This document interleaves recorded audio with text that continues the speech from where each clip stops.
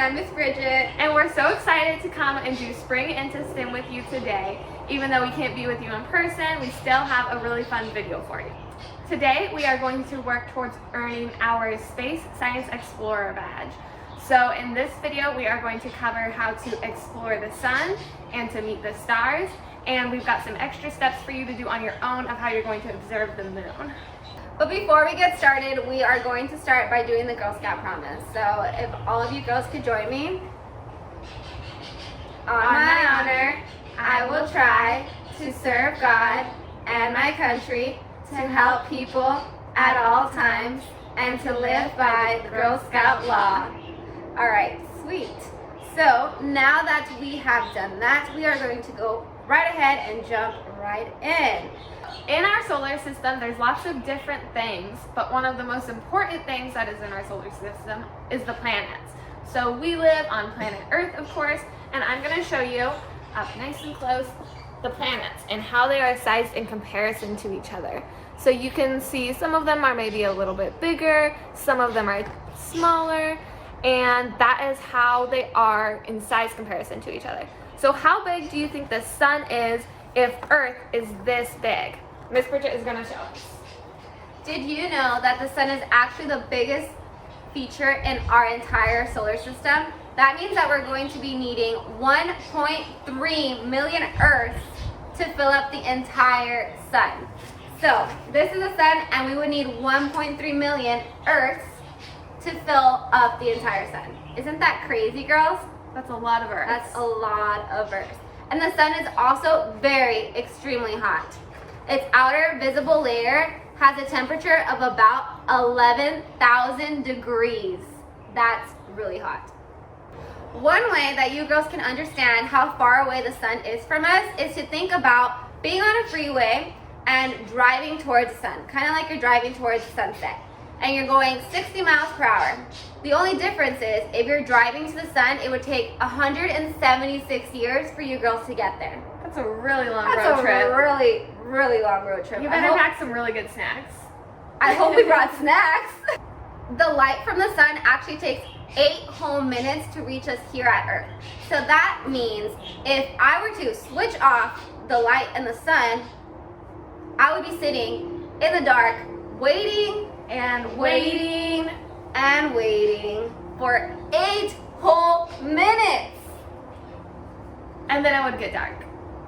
Without the sun, there would be no life on Earth. We would just be a dark ball, frozen, drifting into space. Everyone pretend you're a dark ball floating, drifting into space.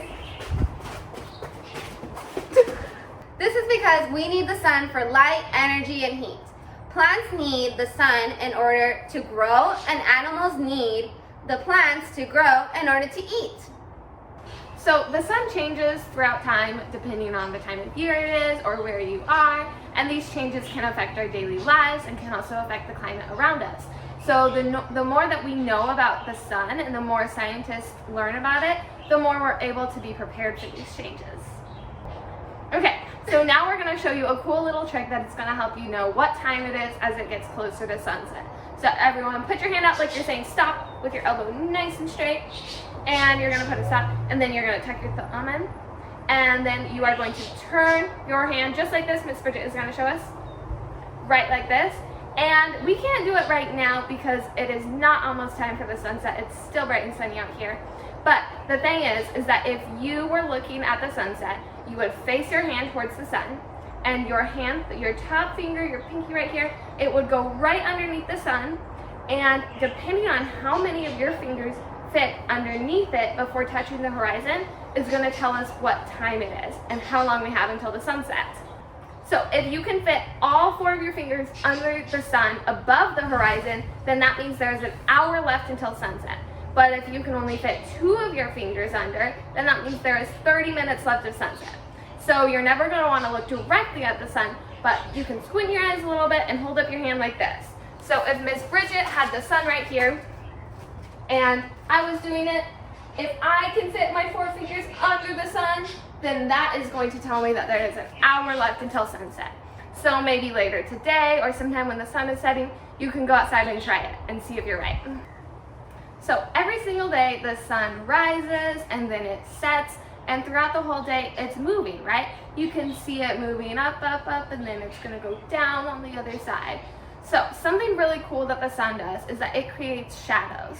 So if there is an object blocking the sun, or there is something on the ground, or even your own body, it is gonna create a shadow if the sun is shining on it.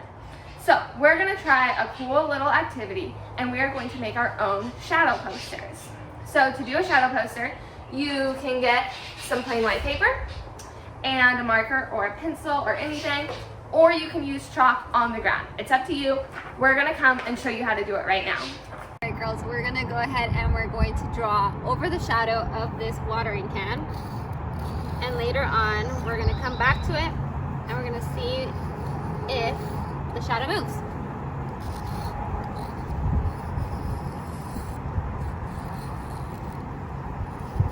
Do you girls think that the shadow is going to be on that side still? Or do you think it's gonna be on that side or behind it? Let's find out. All right, so I've got some chalk, and Miss Bridget is gonna stand in a position, and I'm going to trace her outline on the ground. We'll come back later and check on it.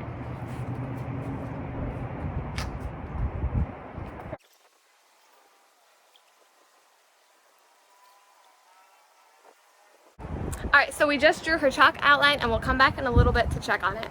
Did you girls draw your shadow posters? What do you think is gonna happen to them? All right, so we just drew our shadow posters, and we are going to come back in a little bit later at the end of the video, and we're gonna check and see what happened to them. What do you girls think is gonna happen to your shadow posters? Are your shadows gonna stay in the same spot? Do you think it's gonna move this way, or maybe it's gonna move that way, or backwards, or forwards? We'll have to check back and see what happens to our shadow posters. All right, next we are going to meet the stars. So, have you ever wondered what stars are made out of? Or what they're doing all the way up there in space? Well, stars are made out of dust and debris. So out in space, the dust and the debris is all floating around. And every once in a while, dust and debris will gather close together, and that is going to start the beginnings of a star. So after it gathers close together, it has to get really, really, really hot. Remember how hot Miss Bridget told us the sun was? 11,000 degrees. That's super hot. So the debris is going to gather close together, and then it's going to heat up, and that is how a star is born. Miss Bridget, do you like to have picnics? I love to have picnics. It's one of my favorite things to do. Sometimes when I have a picnic, I will lay out in the grass or lay out on a blanket, and I'll stare up at the sky. And do you know what I look at? The sun? No, not the sun. Don't look at the sun. The blue sky? Not the blue sky. You're getting closer. The clouds. The clouds. I like to look at the clouds. Do you girls ever go outside and see like some really crazy looking clouds, and you're like, hey, that one looks like Mickey Mouse? Or like an elephant. That one looks like an elephant. I've seen some pretty crazy clouds before. And you know, even though we can't see clouds at night, there's something else we can see. Do you know what it is? The moon? That too. Planets? Sometimes we can see planets. What about the stars? The stars, we can see the stars at night. And even though the stars aren't fluffy like clouds, and they don't always look like they have the craziest shapes either, we can actually see special designs and special shapes in the stars by looking at constellations. That's a big word. Can you say constellations? Constellations. Have you ever done an art activity where you have to connect all of the dots and it ends up forming a picture? That's kind of how constellations are. So all of the stars are up in the sky, and there's certain ones that are grouped together, and they make a design or a picture called a constellation. So people have been studying constellations for years and looking at them and observing them and watching them in the sky. And scientists have discovered that there are 88 different constellations. So that is 88 constellations all around the world that we can see from Earth. So tonight, if you go outside and look up at the stars, if it's a clear night, you might be able to see some constellations. Or maybe even if they're not real constellations, you can use your imagination and connect the dots on some of those stars and see what designs you can imagine. A really, really long time ago, people would look at the stars and they would use the constellations to tell stories and have campfire memories and all sorts of different things. And today, scientists can also use them to track things and to divide different parts of the sky. Because the Earth is always orbiting around the sun, that means depending on the time of year it is, we're going to see different stars in the sky. So tonight we might see some stars, but if we go outside in a few months, it might be a whole new set of stars. And just like right now, tonight if we look at the stars, people on the other side of the world have different stars that they see. Scientists and researchers have lots of different really cool, really technical tools that they use to be able to study the stars and study the moon and everything that's floating around in space. And one of the things that they use is a telescope. So a telescope is a tool that helps you see really far away. They're kind of like binoculars, but it's just one eye, and it zooms in really close, and you can see the planets close up. You can see some of the stars a little bit better. You can see the man and the moon. So we are going to make our own telescopes right now. And this is going to help us with our badge requirement to meet the stars.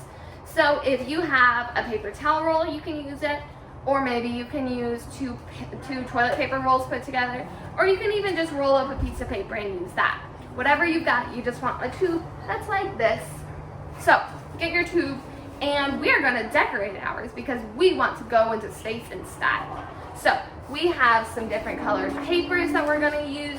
We've got some markers that we're going to use, and also some glitter stickers.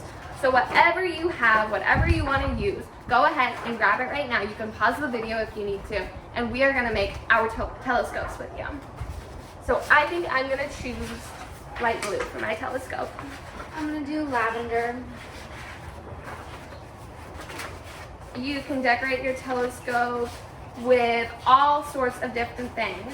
You could even draw some constellations on your telescope to help remind you what you're looking for outside.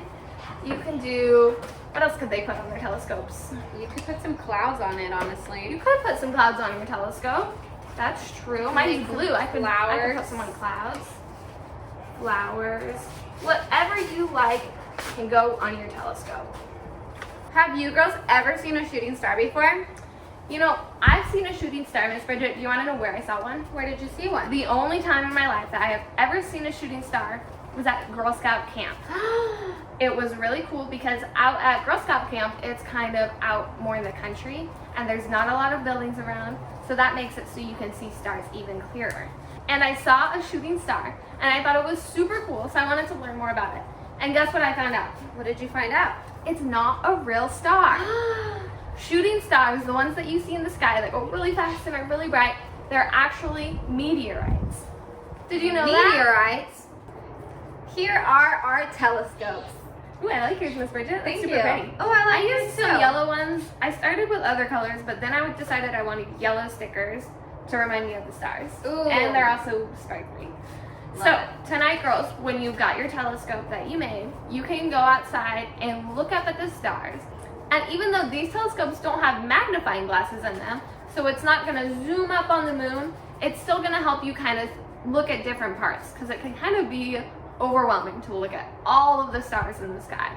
So this will help you look at different ones, and maybe you can see constellations, or maybe you can see Miss Bridget. All right, I hope you girls had fun making your telescopes, and I hope you get a chance to find some really cool stars, or maybe even some planets.